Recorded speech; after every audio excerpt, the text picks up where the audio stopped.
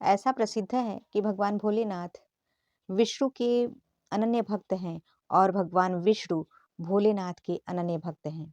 इसलिए भगवान शिव सबसे बड़े वैष्णव और भगवान विष्णु सबसे बड़े शैव कहलाते हैं। एक बार की बात है, जब भगवान श्री कृष्ण ने महारास का उद्घोष किया था, तो वृंदावन में पूरे ब्रह्मांड के तपस्वी प्राणियों में भयंकर हलचल मच गई थी, क्योंकि वे सभी इस महारास में शामिल होना चाहते थे।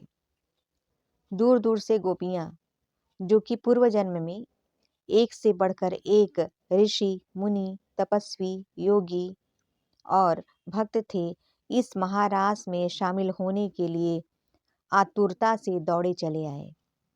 महारास में शामिल होने वालों की योग्यता को परखने की जिम्मेदारी राधा की प्रिय सखी ललिता की थी, जो कि राधा की प्राण प्रिया के रूप में भी जानी जाती थी। जब महारास की बात भगवान शिव को पता चला कि भगवान श्री कृष्ण महारास शुरू करने जा रहे हैं, तो वो भी अत्यंत खुश होकर तुरंत ही अपनी तपस्या को छोड़ करके वृंदावन धाम को पहुँचे और बड़े आराम से सभी गोपियों के साथ रास स्थल में प्रवेश करने लगे। किंतु द्वार पर ही उन्हें श्री ललिता सखी ने रोक दिया और बोली कि हे महाप्रभु, रास में सम्मिलित होने के लिए स्त्रीत्व होना जरूरी है। तब भोलेनाथ ने तुरंत कहा कि ठीक है, तो हमें स्त्री बना दो। तब ललिता सखी ने भोलेनाथ का गोपी वेश में श्रृंगार किया और उनके कान में श्री राधा कृष्ण के युगल मंत्र की दीक्षा दी।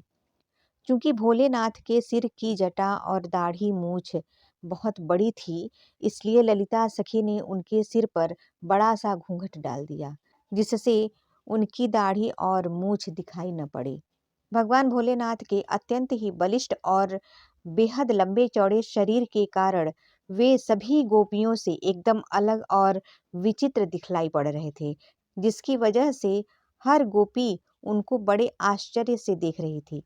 महादेव को लगा कि कहीं श्री कृष्ण उन्हें पहचान ना लें, इसलिए वो सभी गोपियों की भीड़ में सबसे पीछे जा खड़े हो गए। अब भगवान श्री कृष्ण भी ठहरे अत्यंत ही नटखट स्वभाव के, और उन्हें पता तो चल ही चुका था कि स्वयं भोले भंडारी यहाँ पधार चुके हैं। तब उन्होंने विनोद लेने के लिए कहा कि महाराज सबसे पीछे से शुरू किया जाएगा। इतना सुनते ही भोलेनाथ घबराए और घूंघट में ही दौड़ते दौड़ते सबसे आगे आकर खड़े हो गए।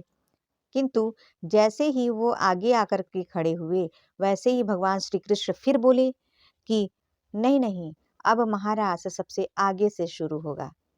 तब महादेव फिर दौड़कर पीछे पहुंचे, तो फिर श्री कृष्ण ने कहा कि अब महारास सबसे पीछे से शुरू होगा। तब महादेव फिर दौड़कर आगे आए। इस तरह कुछ देर तक ऐसे ही आगे पीछे चलता रहा और बाकी की सभी गोपियां आश्चर्य से खड़े होकर के भगवान श्री कृष्ण और महादेव के बीच की लीला को देख रही थी। लीला को देखते हुए वे ये सोच रही थीं कि ये कौन सी गोपी है जो शरीर से तो बिल्कुल डिलडॉल है और भारी भरकम लग रही है, किंतु बार बार शर्मा करके कभी आगे तो कभी पीछे भाग रही है। ऐसा प्रतीत हो रहा है कि मानो भगवान श्री कृष्ण भी इसको जानबूझकर परेशान करने के लिए बार बार आगे पीछे का नाम ले रहे हैं। कुछ देर बाद भगवान श्री कृष्ण ने कहा कि महाराज सबसे पहले इस चंचल गोपी से शुरू होगा, जो कि स्थिर बैठे ही नहीं रही है, बल्कि इधर उधर भाग रही है। यह कहकर भगवान श्री कृष्ण ने भोलेनाथ का घूंघट हटा दिया और आनंद से उद्घोष किया। बोले, आओ गोपेश्वर महादेव, आपका इस महारास में स्वागत है। और उसके बाद महाउत्सव ऐसा हुआ कि ऋषि महर्षि भी हाथ जोड़कर बार बार कहते रहे, इस महारास के महासुख को शब्दों में बयान नहीं किया जा सकता। तब से आज तक भगवान शिव शंकर वृंदावन में गोपेश्वर रूप में ही निवास करते हैं।